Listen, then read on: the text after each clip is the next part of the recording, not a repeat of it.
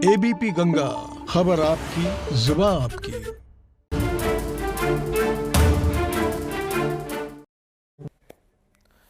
चलिए अब बात होगी गंगा की सफाई को लेकर। दरअसल गंगा की सफाई को लेकर जो प्रयास किए जा रहे हैं उन पर लगातार ग्रहण लगता जा रहा है। करोड़ों रुपए खर्च करके मशीन मंगाई गई, लेकिन गंगा की सफाई पूरी होती उससे पहले ही वो मशीन कहीं गुम हो गई। इसके बारे में काशी के लोगों को पता ही नहीं है और ये हालात तब हैं जब पीएम मोदी ने गंगा की सफाई को अपनी सबसे बड़ी मुहिम बनाया हुआ है। दरअसल काशी में गंगा की सफाई को लेकर एक मुहिम चलाई गई और उसकी शुरुआत खुद प्रधानमंत्री मोदी ने की थी। दरअसल 2016 में मिशन फॉर क्लीन गंगा के तहत टेंडर निकाला गया और यह टेंडर कोयंबटूर की कंपनी कॉन्फिडेंट इंजीनियरिंग को दिया गया था। इसके तहत 3 करोड़ खर्च करके मशीन मंगाई गई थी और उस मशीन को गंगा की सफाई के लिए लगाया गया। यह मशीन डीजल और पेट्रोल से चलने वाली मशीन है। इस मशीन से सफाई का खर्च लगभग 3.5 लाख रुपए महीने आका गया। मशीन पर 12 लोगों की तैनाती की गई जो प्लास्टिक की बोतलों से लेकर हर तरह के कचरे को मशीन से साफ करने में सक्षम दिखाई दिए।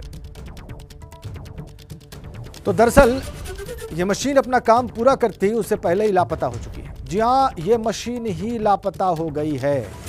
करोड़ों रुपए खर्च करके जो मशीन गंगा की तलहटी में उतारी गई थी वो कहीं गायब है और इससे गंगा की सफाई की मुहिम रुक गई है। इसको लेकर अधिकारियों का साफ तर्क यह है कि जिस कंपनी से टेंडर किया गया था मशीन वो कंपनी ले गई है और वजह है टेंडर का रिन्यू ना होना। दरअसल टेंडर रिन्यू नहीं किया गया तो मशीन भी कॉन्फिडेंट इंजीनियरिंग कंपनी वापस लेकर चली गई।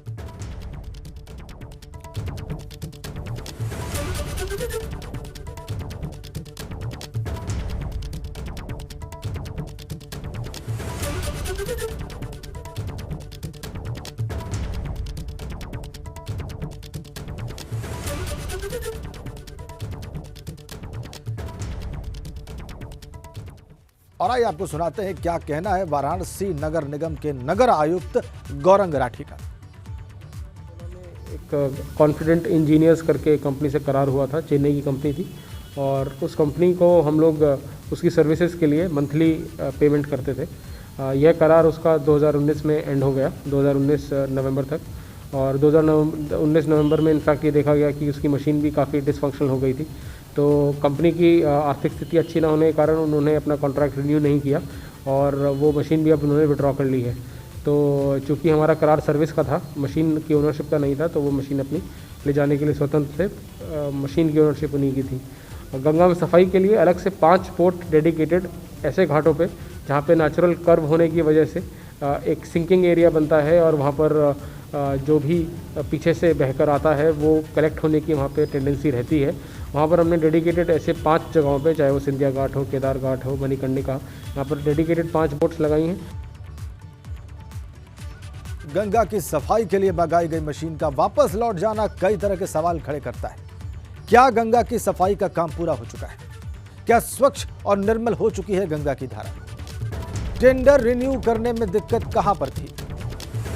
गंगा की सफाई अधिकारियों के लिए क्या मजाक बनी हुई? ये सवालात हैं जो अपने आप खड़े हो रहे हैं इस मशीन के गायब होने के बाद।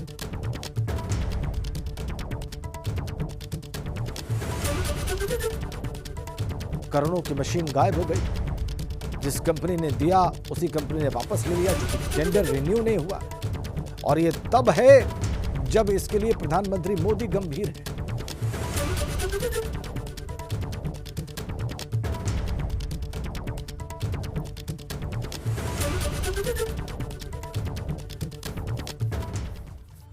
स्थितियां क्या हैं जमीन पर, आइए इसको समझते हैं और इसके लिए हम चलेंगे वाराणसी से हमारे साथ जुड़े हुए हैं हमारे सहयोगी नीतीश पांडे और उनके साथ मौजूद हैं नमामि गंगे विचार मंच के संयोजक राजेश शुक्ल।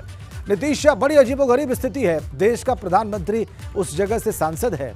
देश के प्रधानमंत्री ने कई बार, कई दफे, कई मंचों पर कहा है कि गंगा की सफाई उनका सबसे बड़ा उद्देश्य है। उसके बावजूद मशीन गायब, टेंडर रिन्यू नहीं हुआ। ये तो कमाल हो गया नीतीश। निश्चित तौर पे राजेंद्र जी, ये बड़ा सवाल भी है कि अधिकारी तंत्र बदलता है और बदलने के साथ ही जो व्यवस्था होती है उसे लेकर कागजी हेरफेर क्या होता है ये किसी को समझ में नहीं आता।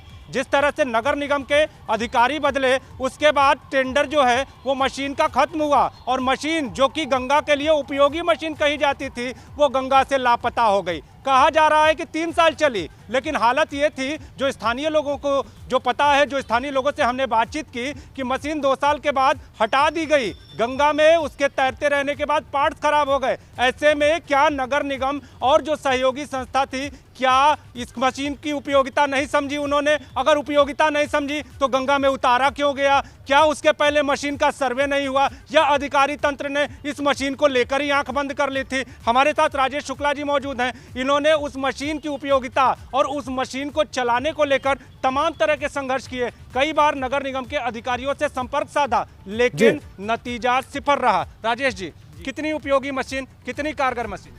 मैंने जब गंगा में सफाई का कार्य शुरू किया और घाट घाट घूम करके गंगा के अंदर से कूड़े कचरों को निकालना, तो देखा मैंने कि ये बड़ी सुंदर एक मशीन आई गंगा वाराणसी में, और जो कि गंगा जल के सतही जल को बिल्कुल साफ कर दे रही थी। और उस दरमियान मैंने एक वीडियो भी बनाया और सबको प्रेषित भी किया। लेकिन थोड़े महीने बाद मैंने देखा कि वो मशीन ने कार्य करना बंद कर दिया और एक घाट पर वो इसी तरह ढक के खड़ी कर दी गई, जबकि वो मशीन हमारी काशी की गंगा के लिए इतनी महत्वपूर्ण थी कि हम बयान नहीं कर सकते, क्योंकि गंगा जल के सतही जल को साफ सुथरा करने की इतनी सुंदर मशीन जो कि वाराणसी आदरणीय प्रधानमंत्री जी के संसदीय क्षेत्र में आई थी, और उसको इस प्रकार से गायब हो गई। अधिकारियों को जब आपने लिखा तो जवाब क्या मिला आपको? मुझे जवाब मिला कि वो अब करार ख़त्म हो चुका है और आगे उस करार को, उस कॉन्ट्रैक्ट को बढ़ाया नहीं गया। इस कारण से खर्चे बहुत बढ़ते जा रहे हैं। नमामि गंगे विचार मंच से भी हैं। ऐसी स्थिति में आपने इसे लेकर कहां लिखा, किनको सूचना दी है इस बारे में? मैंने इसकी सूचना जिला गंगा समिति को दी, डीएम साहब के माध्यम से दी, जल शक्ति मंत्रालय के पोर्टल पर भी दी, ताकि हमारी और गंगा की व्यथा को लोग समझें कि इतनी अच्छी मशीन जो कि गंगा के लिए इतना अच्छा कार्य कर रही थी और वो अचानक गायब हो गई, तो एक विस्मयकारी ये due to negligency of officers, इसका कॉन्ट्रैक्ट नहीं बढ़ाना निश्चित रूप से गंगा की जो मर्माहत है उसको एक पुनः प्रदर्शित करता है। ये दर्द है राजेंद्र जी, ये दर्द है काशी के रहने वालों का, जो गंगा को लेकर बयां कर रहे हैं। हालत ये है कि कभी जो अधिकारी अपने ऑफिसों में बैठे रहते हैं, विशेष परिस्थितियों में गंगा घाट तक भी जाते हैं, लेकिन सिर्फ नाम के लिए ये अधिकारी तो अपने कार्यालयों से निकलकर गंगा घाट तक नहीं जाते हैं। और वो जो मशीन है, जो उपयोगी मशीन है, जब उनसे इस बारे में पूरी जानकारी ली जाती है तो कहीं ना कहीं अगल बगल झांकते हैं, गोलमोल जवाब देते हैं। जी, सवाल ये भी है कि कोई तो कारण होगा। टेंडर को रिन्यू अगर नहीं किया गया तो कुछ तो लिखा गया होगा इसके कारणों में। वो कारण अधिकारी क्या बता रहे हैं? राजेंद्र जी, अभी तक जिस तरह से कारण जानने का हमने प्रयास किया तो उनका साफ तौर पर यह कहना है कि यह टेंडर आगे रिलीज नहीं किया गया। वो मशीन उपयोगी नहीं साबित हो रही थी, उस मशीन के कई पार्ट्स खराब हो गए थे और इसके बाद उस मशीन की उपयोगिता नहीं समझी गई। लेकिन सबसे बड़ा सवाल यही है राजेंद्र जी कि जब मशीन की उपयोगिता मात्र 3 साल में पूरी तरह से खत्म हो गई तो ऐसी मशीन को किस आधार पर गंगा में उतार दिया गया? वो कोई सड़क नहीं है, वो गंगा है, और गंगा में एक बड़ी योजना है, और बड़ी योजना का सपना किसने देखा है ये भी अधिकारियों ने ध्यान नहीं दिया। ये अपने ही बातों में फंसते नजर आ रहे हैं। एक, आपने मशीन उतारी, 2 नंबर अगर बात करें तो आपने जब मशीन उतारी तो उसका टेंडर आगे आपने रिलीज क्यों नहीं किया? और अगर वो आपके उपयोग की नहीं थी, अगर आपके उपयोग की वो 3 साल के भीतर नहीं रही, तो आपने उसको गंगा में उतारा ही क्यों? क्या ऐसी अनुपयोगी मशीन को गंगा में उतारना ठीक है? क्या वो जो जिस पैसे की 3 करोड़ लगभग लागत बताई जा रही है,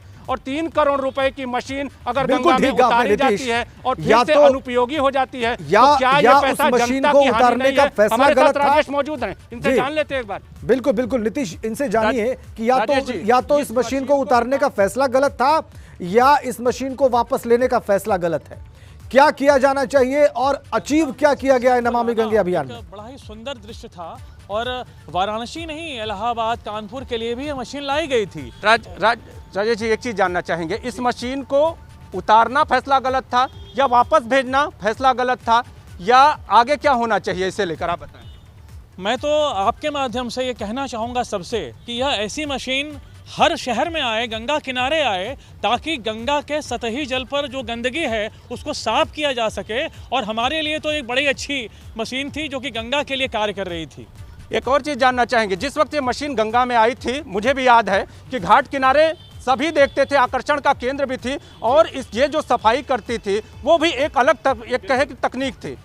जो इस पे जो कर्मचारी थे, 3 शिफ्ट में जो काम कर रहे थे कर्मचारी, 12 कर्मचारी भी थे, वो कर्मचारी कहाँ गए? वो कर्मचारी किस उपयोग में? और उसके बाद भी अगर बात करें तो क्या वो कर्मचारी भी कहीं ना कहीं इस बात को बयां करते रहे आपसे, आपने जो बात की उनसे? बिल्कुल, हमें जो स्टीम से जुड़े हुए जो कि गंगा सतही जल की सफाई करते थे, उस मशीन के साथ लगे थे, वो हमसे बाद में मिलने पर ILFS की जो टीम गंगा घाटों की सफाई करती है, उन्होंने भी हमसे कई बार कहा कि भैया इतनी सुंदर मशीन, इतनी अच्छी मशीन को इसका कॉन्ट्रैक्ट समाप्त कर दिया गया तो आगे बढ़ाना चाहिए था और हमको भी इससे रोजगार मिलता। हम लोग इससे जुड़े हुए थे, गंगा की सफाई करते थे, और वो न जाने क्यों, किस कारणवश क्यों ये किया गया, ये एक विस्मयकारी विषय है। और हम आपके माध्यम से निवेदन करते हैं सरकारी अफसरों से कि इस मशीन को पुनः गंगा में उतारा जाए और ताकि सतही जल की सफाई हो सके। बेपरवाह है राजेंद्र जी नगर निगम, और बेपरवाह है बनारस के अधिकारी, जो कि इतनी उपयोगी मशीन को भी गंगा में रहने नहीं दिए लोग, और यहाँ से कॉन्ट्रैक्ट हमको उसका कैंसिल हुआ उनके अनुसार। लेकिन जो हालत है वो काशी के लोग बयां कर रहे हैं, उसका जो मशीन है उसके कर्मचारियों ने जो हालत बयां की है, वो भी कहीं ना कहीं बड़े सवाल खड़े कर रही है। आखिर शुक्ल जी ने जो विचार व्यक्त किए उससे काशी के लोगों की भावना भी सामने आ गई इस सारे प्रकरण को लेकर। बहुत धन्यवाद नीतीश आपका, और बहुत धन्यवाद राजेश शुक्ला जी का, जो कि नमामि गंगे विचार मंच से जुड़े हुए हैं। उन्होंने बताया कि ये स्पष्ट होना चाहिए कि मशीन को क्यों हटाया गया, और अगर स्पष्ट नहीं तो इसे वापस लाया जाए, वापस गंगा की सफाई में लगाया जाए।